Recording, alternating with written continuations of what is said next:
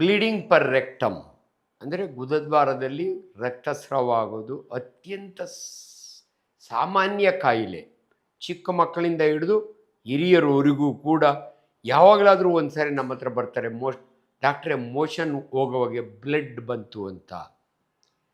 ಅದರೊಳಗೆ ಚಿಕ್ಕ ಮಕ್ಕಳಲ್ಲಿ ಪಾಲಿಪ್ ಅಂತೀವಿ. ಇದು ಕಾರಣಗಳು ಯಾಕೆ ಇಂಪಾರ್ಟೆಂಟು ಅಂದರೆ, ಎಲ್ಲ ಅಲ್ಲಿ ಬರೋ ಕಾಯಿಲೆಗಳು ಪೈಲ್ಸ್ ಅಲ್ಲ, ಮೂಲವ್ಯಾಧಿ ಅಲ್ಲ.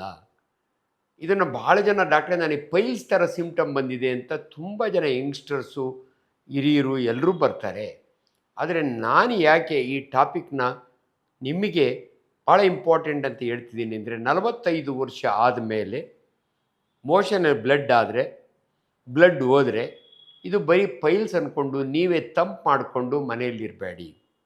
ಇದು ನಾನೊಬ್ಬ ಸರ್ಜನ್, ಅದರೊಳಗಾಗಿ ಪ್ರಾಕ್ಟಾಲಜಿಸ್ಟ್, ಅದರೊಳಗಾಗಿ ಬಾಟಮ್ ಸ್ಪೆಷಲಿಸ್ಟ್. ನಾವೇನು ಮಾಡ್ತೀವಿ ಅಂದರೆ, ಪರೀಕ್ಷೆ ಮಾಡುವಾಗ ಇದು ಪರೀಕ್ಷೆ ವಿಧಾನವೇ ಇದೆ. ಸೊ ಯಾರಿಗೆ ಮೋಷನ ಬ್ಲಡ್ ಬಂದಾಗೆ ಪರ್ ರೆಕ್ಟಲ್ ಎಕ್ಸಾಮಿನೇಷನ್ ಅಂತೀವಿ ನಾವು. ಡಿಜಿಟಲ್ ರೆಕ್ಟಲ್ DRE ಅಂತೀವಿ. ಇದನ್ನು ಒಬ್ಬ ಸರ್ಜನ್ ಅಷ್ಟೇ ಮಾಡೋಕ್ಕಾಗೋದು, ನಿಮ್ಮ ಫ್ಯಾಮಿಲಿ ಡಾಕ್ಟ್ರು ಮಾಡೋಕ್ಕಾಗಲ್ಲ. ಅದರೊಳಗಾಗಿ ಪರ್ಟಿಕ್ಯುಲರ್ ಮಕ್ಕಳದ್ದು ನಾನು ಹೇಳಿ ಮುಗಿಸ್ತೀನಿ. ನಿಮ್ಮ ಮಗ ಏನಾದರೂ ಮೋಷನಿಗೆ ಕೂತಾಗೆ ಏನೋ ಕೆಂಪು ಈಚೆಗೆ ಬರುತ್ತೆ, ಸ್ವಲ್ಪ ಬ್ಲಡ್ ಬರುತ್ತೆ 1 or 2 ಥ್ರಟ್ಟು, ಮತ್ತು ಅದು ಒಳಗೆ ಹೊರಟೋಗುತ್ತೆ ಅಂದರೆ ಪಾಲಿಪ್ ಅಂತೀವಿ ನಾವು. ಈ ಪಾಲಿಪ್ ಅಂದರೆ ಏನಂದರೆ, ಕರಳಿಗೆ ಅಂಟುಕೊಂಡಂಥ ಒಂದು ಗುಳ್ಳೆ ಥರ ಇರುತ್ತೆ, ಅದಕ್ಕೊಂದು ಸ್ಟಾಕ್ ಇರುತ್ತೆ. ಇದನ್ನು ನಾವು ಪೇಷಂಟ್ ಕರ್ಕೊಂಬಂದಾಗ ಅದು ಒಳಗಡೆನೇ ಇದ್ದರೆ ನಾವು ಒಂದು ಡಿಜಿಟಲ್ ಎಕ್ಸಾಮಿನೇಷನ್ ಮಾಡ್ತೀವಿ. ನನ್ನ ಗ್ಲೌಸ್ ಹಾಕ್ಕೊಂಡಿರೋ ಫಿಂಗರ್ನ ಮಗುವಿನ ಏನಲ್ ಕೆನಾಲ್ ಗುದದ್ವಾರದೊಳಗೆ ಒಳಗಡೆ ಜೆಂಟ್ಲಿ ಫೀಲ್ ಮಾಡಿದ್ರೆ ನನಗೆ ಸಿಗುತ್ತೆ. ಅದನ್ನ ಈಚೆ ಡೆಲಿವರಿ ಮಾಡಿ ಒಂದು ಕ್ಲ್ಯಾಂಪ್ ಹಾಕಿ ಕಟ್ ಮಾಡಿ ತೆಗೆದುಬಿಡ್ತೀನಿ. ಮಗು ಕೋಆಪ್ರೇಟ್ ಮಾಡಲಿಲ್ಲ, ಯಾಕೋ ಇದು ಸಿಕ್ಕಲಿಲ್ಲ ಅಂದರೆ ಜನರಲ್ ಅನಸ್ತೇಷಿಯಾ ಕೊಟ್ಟು ಈಸಿ. ಈ ಪಾಲಿಪ್ಗಳು ಕೆಲವು ಸಮಯ ಕೋಲಾನ್ ತುಂಬ ಇರ್ತವೆ, ಅದನ್ನು ಕೊಲನಸ್ಕೋಪಿ ಮಾಡಿ ನೋಡಬೇಕು. ಮಕ್ಕಳಲ್ಲಿ ಯೂಶಲಿ ರೆಕ್ಟಲ್ ಪಾಲಿಪ್ ಅಂತೀವಿ ನಾವು, ಅದು ಒಂದು ಇಂಪಾರ್ಟೆಂಟ್. ಇನ್ನು ಕೆಲವು ಮಕ್ಕಳಲ್ಲಿ ತಂದೆ ತಾಯಿ ಹೇಳ್ತಾರೆ, ಮಗು ಮೋಷನಿಗೆ ಕೂತಾಗ ಕೆಂಪಿಗೆ ಪೂರ್ತಿ ಈಚೆ ಬರುತ್ತೆ, ಟೊಮೊಟೊ ಥರ ಬರುತ್ತೆ, ಇದನ್ನು ಗೂದೆ ರೋಗ ಅಂತಾರೆ ಹಳ್ಳಿ ಕಡೆ. ನಮ್ಮಲ್ಲಿ ಪ್ರೊಲ್ಯಾಪ್ಸ್ ಆಫ್ ದಿ ರೆಕ್ಟಮ್ ಅಂತೀವಿ. ನಿಮಗೆ ಗೊತ್ತಿರುತ್ತೆ, ಹಳ್ಳಿ ಕಡೆಯವರಿಗೆ ತಿಪ್ಪೆ ಮೇಲೆ ಒಂದು ಟೊಮೊಟೊ ಬೆಳೆಯುತ್ತೆ, ಗೂದೆ ಟೊಮೊಟೊ ಅಂತಾರೆ ಅದನ್ನು. ಅದರ ಶೇಪ್ ಇದಕ್ಕಿರೋದಕ್ಕೆ ಇದಕ್ಕೆ ಗೂದೆ ರೋಗ ಅಂತಾರೆ ಹಳ್ಳಿ ಕಡೆ. ಇದು ಪಾರ್ಷಿಯಲ್ ಇರುತ್ತೆ, ಇಲ್ಲದ್ರೆ ಕಂಪ್ಲೀಟ್ ಇರುತ್ತೆ. ಅದು ನೀವು ನಮ್ಮ ಮಕ್ಕಳ ಸರ್ಜನ್ ಹತ್ರ ಕರ್ಕೊಂಬಂದರೆ, ಪೀಡಿಯಾಟ್ರಿಕ್ ಸರ್ಜನ್ಸ್ ಇರ್ತಾರೆ, ಡೆಫಿನೆಟ್ಲಿ ಅವರು ಡಿಜಿಟಲ್ ಎಕ್ಸಾಮಿನೇಷನ್ ಮಾಡಿ ಸರಳವಾಗಿ ಅದನ್ನು ಒಳಕ್ಕೆ ವಾಪಸ್ ಹಾಕಿ 2 ಬಟನ್ಸ್ನ ಸ್ಟ್ರ್ಯಾಪ್ ಮಾಡಿ ಈಚೆಗೆ ಬರ್ದಂಗೆ ಮಾಡೋ ಟ್ರೀಟ್ಮೆಂಟ್ ಇದೆ. ಆದರೆ ಪದೇ ಪದೇ ಅದು ಬಂದಾಗೆ ರೆಕ್ಟಲ್ ಪ್ರೊಲ್ಯಾಪ್ಸ್ಗೆ ರೆಕ್ಟೋಪೆಕ್ಸಿ ಅಂತ ಆಪರೇಷನ್ ಇದೆ. ಕೆಲವು ಸಮಯ ಹಿರಿಯರು ಗರ್ಭಕೋಶ ಜಾರುತ್ತೆ, ಪ್ರೊಲ್ಯಾಪ್ಸ್ ಅಂತೀವಿ. ಅದೇ ಥರ ಈ ಮೋಷನ್ ಮಾಡೋ ಜಾಗನೂ ಪ್ರೊಲ್ಯಾಪ್ಸ್ ಆಗುತ್ತೆ. ಇದು ತುಂಬ ವಯಸ್ಸಾದವರಿಗೆ ಆ ಪೆರಿನಿಯಲ್ ಮಸಲ್ಸ್ ವೀಕ್ ಇರೋದ್ರಿಂದ ಈಚೆಗೆ ಬರುತ್ತೆ. ಅದಕ್ಕೆ ನಾವು ಕಂಡಿಡಿದು ಅದಕ್ಕೆ ಟ್ರೀಟ್ಮೆಂಟ್ ಇದೆ. ಬಟ್ ಇವಾಗ ನಾನು ನೆಕ್ಸ್ಟ್ ಹೋಗ್ತಾ ಇರೋದು ಸರ್ವೇ ಸಾಮಾನ್ಯವಾದ ಕಾಯಿಲೆ ಅಂದರೆ ಮೂಲವ್ಯಾಧಿ, ಮಳೆ ರೋಗ ಅಂತಾರೆ, ಮೊಳಕೆ ಕಾಯಿಲೆ ಅಂತಾರೆ. ಇದು ನೋಡಿ, ಮೋಷನ್ ಗುದದ್ವಾರದ ಓಪನಿಂಗ್ ಇದ್ದರೆ ಯೂಶಲಿ ನಾವು ಮೆಡಿಕಲ್ ಸ್ಟೂಡೆಂಟ್ಸ್ ನೋಡಿ ಇದನ್ನು ಪರೀಕ್ಷೆ ಮಾಡಬೇಕಾದ್ರೆ ಲೆಫ್ಟ್ ಲ್ಯಾಟ್ರಲ್ ಪೊಸಿಷನ್ ಅಂತೀವಿ ನಾವು. ಪೇಷಂಟ್ನ ಟೇಬಲ್ ಮೇಲೆ ಮಲಗಿಸ್ತೀವಿ, ನಾನು ಗ್ಲೌಸ್ ಹಾಕ್ಕೊಂಡಿರ್ತೀನಿ, 2 ಬಟಕ್ನ ಸಪ್ರೇಟ್ ಮಾಡಿ ನೋಡ್ತೀನಿ. ನನಗೆ ಕಾಣ್ತವೆ 3 ದ್ರಾಕ್ಷಿ ಗೊಂಚಲಿನ ಥರ 3 o'clock, 11 o'clock, 7 o'clock. ಇದಕ್ಕೆ ಅನಾಟಮಿ ಇದೆ, ನಿಮಗೆ ಅಷ್ಟು ಡೀಟೇಲ್ಸ್ ಬೇಕಿಲ್ಲ. ರಕ್ತನಾಳಗಳು ಆ ಪೊಸಿಷನ್ ಆಗಿರ್ತವೆ. ಸೊ ಪೈಲ್ಸ್ ಅಂದರೆ ಏನು ಅಂದರೆ, ನಮ್ಮ ಭಾಷೆಯಲ್ಲಿ ಎಮರಾಯ್ಡ್ಸ್ ಅಂದರೆ ಬ್ಲೀಡ್ಸ್ ಅಂತ, ಹೀಮೋ ಅಂದರೆ ಬ್ಲಡ್ಡು, ರೀಡ್ ಸುರಿಯುತ್ತೆ ಅಂತ ಅರ್ಥ. ಇದು ಏನು ಅದು ಆ ಗಡ್ಡೆ ಅಂದರೆ veins. It's a varicosity of rectal veins. ಹಂಗಂದರೆ ನಿಮ್ಗೆ ಅರ್ಥ ಆಗಬೇಕು ಅಂದರೆ, ಭಾಳ ಜನ ನೀವು ಬರ್ತೀರಿ, ನಮ್ಮ ಕಾಲಿನಲ್ಲಿ ನರ ಊದ್ಕೊಂಡ್ಬಿಟ್ಟಿದ್ದೇವೆ ಡಾಕ್ಟ್ರೇ ಅಂತೀರಿ. ಅದು ನರ ಅಲ್ಲ, ವೇನ್ಸ್, ಧಮನಿಗಳು ಅಂತಾರೆ ಕನ್ನಡದಲ್ಲಿ. ವ್ಯಾರಿಕೋಸ್ ವೇನ್ಸ್ ಅಂತೀವಿ. ಸೊ ನಿಮ್ಮ ಗುದದ್ವಾರದಲ್ಲಿ ವ್ಯಾರಿಕೋಸ್ ವೇನ್ಸ್ ಆದರೆ ಅದನ್ನೇ ನಾವು ಪೈಲ್ಸ್ ಅನ್ನೋದು. ಇನ್ನು ಕೆಲವರಿಗೆ ಟೆಸ್ಟಿಸ್ ಹತ್ರ ವ್ಯಾರಿಕೋಸ್ ಸೀಲ್ ಅಂತ ಆಗುತ್ತೆ. ಅನೇಕರು ಯಾಕೋ ನಮಗೆ ಬೀಜದ ಹತ್ರ ಏನೋ ಬ್ಯಾಗ್ ಆಫ್ ವರ್ಮ್ ಸಿಗ್ದಂಗೆ ಸಿಗುತ್ತೆ, ಯಾಕೋ ಈ ನಡುವೆ ಸ್ಪರ್ಮ್ ಮಕ್ಕಳಾಗ್ತಾ ಇಲ್ಲ ಅಂತ ಬಂದಾಗ ನಾವು ಅದನ್ನು ಪರೀಕ್ಷೆ ಮಾಡಿ ಅದೇ ಬೇರೆ ಕಂಡೀಷನ್ ಕಂಪ್ಯಾರಿಸನ್ ನಿಮಗೆ ಕೊಡ್ತಾ ಇದ್ದೀನಿ. ಈ ಗುದದ್ವಾರದಲ್ಲಿ 3 ಇರ್ತಾವಲ್ಲ, ಅದನ್ನು ನಾವು ಪ್ರೈಮರಿ ಪೈಲ್ಸ್ ಅಂತೀವಿ. ಯಾಕ್ರಿ ಡಾಕ್ಟ್ರೆ ಪ್ರೈಮರಿ ಪೈಲ್ಸ್ ಅಂತೀವಿ ಅಂದರೆ, ಇನ್ನೊಂದು ಕ್ಯಾಟಗರಿ ಇದೆ ಸೆಕೆಂಡ್ರಿ ಪೈಲ್ಸ್. ಅಂದರೆ ಇವನು ನೋಡೋಕ್ಕೆ ಪೈಲ್ಸೇ ಇದ್ದಾವೆ, ಆದರೆ ನನಗೆ 45 ವರ್ಷ ಆದಮೇಲೆ ಮನುಷ್ಯ ಇದ್ದರೆ, ಹೆಂಗಸಾಗಲಿ ಗಂಡಸಾಗಲಿ, ನಾನು ಬರೀ ಅದನ್ನು ನೋಡಿಬಿಟ್ಟು ನನ್ನ ಸ್ಟೂಡೆಂಟ್ಸ್ಗೆ ಇದು ಹೆಮರಾಯ್ಡ್ಸ್ ಅಂತ ಹೇಳಿ ಅಡ್ಮಿಟ್ ಮಾಡಿ ಆಪ್ರೇಷನ್ ಮಾಡಲ್ಲ. ಆಲ್ವೇಸ್ ನನ್ನ ಬುಕ್ನಲ್ಲಿ ಬರೆದಿದ್ದಾರೆ, if you don't put your finger you may have to put your foot later. ಅಂದರೆ ನೀನು ಒಂದು ಬೆರಳು ಏನಾದರೂ ಗುದದ್ವಾರದಲ್ಲಿ ಹಾಕ್ದಿರ ನೀನು ಆಪ್ರೇಷನ್ ಮಾಡಿದರೆ ಪೇಷಂಟ್ ಈಸ್ ಇನ್ ಟ್ರಬಲ್ ಅಂತ. ಇದು ಸ್ಟ್ಯಾಂಡರ್ಡ್ ಟೀಚಿಂಗ್ ನಮ್ಮಲ್ಲಿ. ಯಾಕೆ ಬೆರಳು ಹಾಕಬೇಕು ಅಂದರೆ, ನಾನು ಒಳಗಡೆ ಕೈ ಹಾಕಿದರೆ ಇಷ್ಟು ದಪ್ಪ ಗ್ರೋತ್ ಸಿಗುತ್ತೆ, ಅದನ್ನು ಕ್ಯಾನ್ಸರ್ ಆಫ್ ದಿ ರೆಕ್ಟಮ್ ಅಂತೀವಿ, ಕಾರ್ಸಿನೋಮ ಆಫ್ ದಿ ರೆಕ್ಟಮ್ ಅಂತೀವಿ.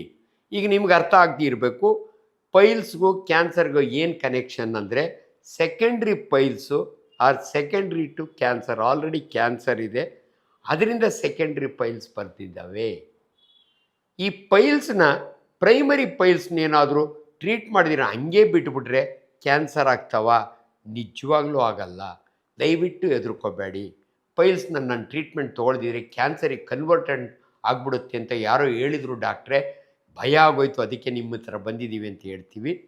ಬಟ್ ನನ್ನ ಜವಾಬ್ದಾರಿ ಏನಂದರೆ, ಒಬ್ಬ ಸರ್ಜನ್ ಜವಾಬ್ದಾರಿ, ಪೈಲ್ಸ್ ಅಂತ ನೀವು ಬಂದರೆ ನಿಮಗೆ ಪ್ರೈಮರಿ ಪೈಲ್ಸಾ ಅಥವಾ ಸೆಕೆಂಡ್ರಿ ಪೈಲ್ಸಾ? ಯಾಕಂದರೆ ಸೆಕೆಂಡ್ರಿ ಪೈಲ್ಸ್ ಆದರೆ ಪೈಲ್ಸ್ಗಿಂತಲೂ ಇಂಪಾರ್ಟೆಂಟು ಕ್ಯಾನ್ಸರಿ ಟ್ರೀಟ್ಮೆಂಟು. ಅದಕ್ಕೆ ಸೆಪರೇಟ್ ಟ್ರೀಟ್ಮೆಂಟ್ ಇದೆ. ಕ್ಯಾನ್ಸರ್ ರೆಕ್ಟಮ್ಗೆ ನಾವು ಬೇರೆ ಬೇರೆ ಟ್ರೀಟ್ಮೆಂಟ್ಗಳಿದ್ದಾವೆ, ಅದ್ರ ಬಗ್ಗೆ ಇವಾಗ ಹೆಚ್ಚಿಗೆ ಬೇಡ. ಆದರೆ ನಿಮ್ಮ ಕರ್ತವ್ಯ ಏನಂದರೆ, ನಿಮ್ಮ ಡಾಕ್ಟ್ರು ಕರೆಕ್ಟಾಗಿ ಇದು ಕ್ಯಾನ್ಸರ್ ಅಂತ ಕಂಡುಹಿಡಿದಿದ್ದಾರಾ, ಬರೀ ಪೈಲ್ಸ್ ಅಂದ್ಕೊಂಡಿದ್ದೀರಾ ಅನ್ನೋದು ಇದು. ನಾನು ಈ ಬೆರಳು ಹಾಕೋದಕ್ಕೆ ಮುಂಚೆ ನನ್ನ ಸ್ಟೂಡೆಂಟ್ಸ್ಗೆ ಹೇಳ್ತೀನಿ, ಐಸ್ ಫಸ್ಟ್ ಫಿಂಗರ್ ನೆಕ್ಸ್ಟ್ ಅಂತೀವಿ. ಯಾಕೆ ಗೊತ್ತಾ, ನಾವು ಬಟಕನ್ನು ಸೆಪ್ರೇಟ್ ಮಾಡಿದಾಗೆ ಅಲ್ಲಿ ಪೈಲ್ಸ್ ಇರೋಲ್ಲ, ಒಂದು ಹುಣ್ಣಿರುತ್ತೆ, ಸೀಳು ಹುಣ್ಣು, ಅದರ ಹತ್ರ ಒಂದು ಗಾರ್ಡ್ ಇರುತ್ತೆ, ಸೆಂಟಿನಲ್ ಪೈಲ್ ಅಂತೀವಿ, ಇಷ್ಟುದ್ದ ನೇತಾಡ್ತಿರುತ್ತೆ, ಸ್ಕಿನ್ ಟ್ಯಾಗ್ ಅದು. ಇಂಥ ಪೇಷಂಟ್ಗೆ ಬೆರಳೇನನ್ನು ಹಾಕಿದರೆ ತುಂಬ ಪೇನ್ಫುಲ್ಲು, ಪೇಷಂಟ್ಗೆ ಸಡನ್ನಾಗಿ ಹಾರ್ಟ್ ನಿಂತೋಗ್ಬೋದು, ಕಾರ್ಡಿಯಾಕ್ ಅರೆಸ್ಟ್ ಅಂತೀವಿ. ಅಂಥ ಪೇನ್ಫುಲ್ ಕಂಡೀಷನ್ ಒಳಗೆ ನನ್ನ ಸ್ಟೂಡೆಂಟ್ಗೆ ಹೇಳ್ತೀನಿ, you should not put your finger. ಇದು ಫಿಷರ್ ಕಾಯಿಲೆ ಅಂತೀವಿ, ಇದಕ್ಕೆ ಟ್ರೀಟ್ಮೆಂಟ್ ಬೇರೆ. ನಾನು ಯಾಕೆ ಹೇಳ್ತಿದ್ದೀನಿ ಅಂದರೆ, ನಿಮಗೆ ಅಲ್ಲಿ ಬರೋವೆಲ್ಲ ಪೈಲ್ಸ್ ಅಲ್ಲ, ಫಿಷರ್ ಅಂದರೆ ಸೀಳು ಹುಣ್ಣು, ಅದಕ್ಕೊಂದು ಸ್ಕಿನ್ ಟ್ಯಾಗ್ ಇರುತ್ತೆ, ಅದನ್ನು ಗಾರ್ಡ್ ಅಂತೀವಿ. ನನ್ನ ಬುಕ್ನಲ್ಲಿ ಎಷ್ಟು ಚೆನ್ನಾಗಿ ಬರೆದಿರ್ತಾನೆ ಅಂದರೆ, ಗಾರ್ಡ್ ಇದ್ದರೆ ನೀನು ಅಲ್ಲಿ ಫಿಷರ್ ನಿನ್ನ ಕಣ್ಣಿಗೆ ಕಾಣ್ತಿದ್ರು ಕೂಡ ಒಳಗಡೆ ಫಿಷರ್ ಇದೆ ಅಂತ ನಿನಗೆ ಐಡಿಯಾ ಇರಬೇಕು.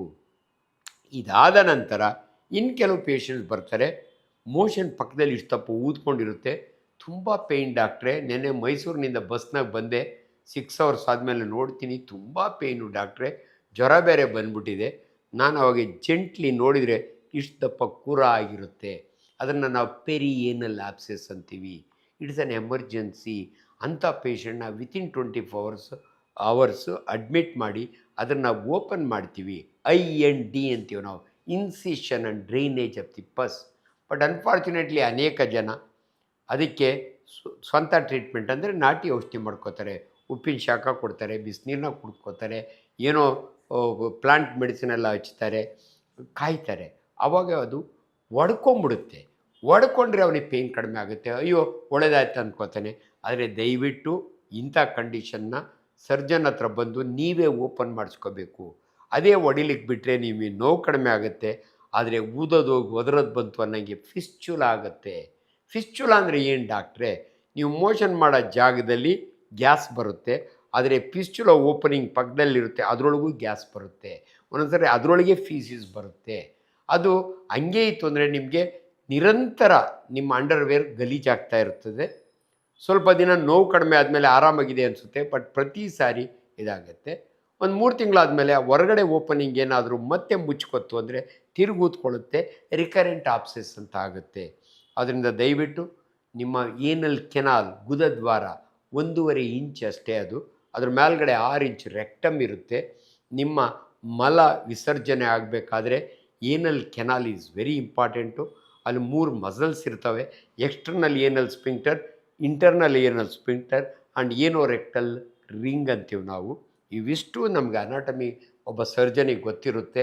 ಅದರಿಂದ ದಯವಿಟ್ಟು ನಿಮ್ಮ ಮೋಷನ್ನಲ್ಲಿ ಬ್ಲಡ್ ಹೋದರೆ, ಪಸ್ ಹೋದರೆ, ಪೇಯ್ನ್ ಆದರೆ, ಉರಿ ಆದರೆ ದಯವಿಟ್ಟು ನೆಗ್ಲೆಕ್ಟ್ ಮಾಡಬೇಡಿ. ನೀವು ಯಾರ ಹತ್ರ ಹೋಗಬೇಕು ಅಂದರೆ, ಲೇಡೀಸ್ ಎಲ್ಲ ನಾಚಿಕೊಂಡು ಲೇಡಿ ಡಾಕ್ಟ್ರ್ ಹತ್ರ ಹೋಗ್ತೀರಿ. ಪಾಪ ಅದು ಅವ್ರ ಸ್ಪೆಷಾಲಿಟಿ ಅಲ್ಲ.